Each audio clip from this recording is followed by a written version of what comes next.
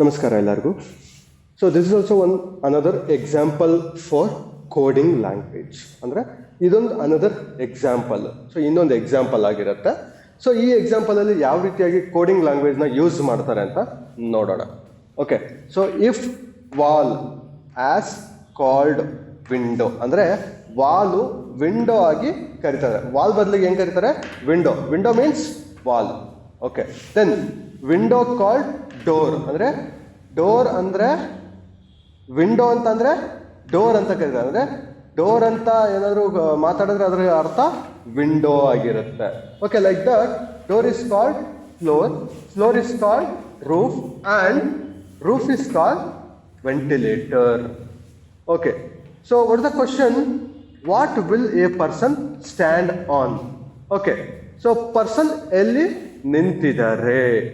Okay, coding ಲ್ಯಾಂಗ್ವೇಜಲ್ಲಿ ಯಾವ ರೀತಿ answer? Okay, ಆ ಕೋಡ್ ಆದರೆ ಏನು answer?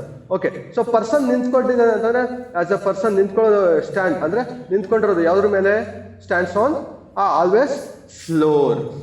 Okay, so the word is floor, but so here we have to find the code for that. Okay, so floor is called roof. Okay, floor is called roof, then the code will be a roof. Okay, answer is roof. So like that they may ask any question like this.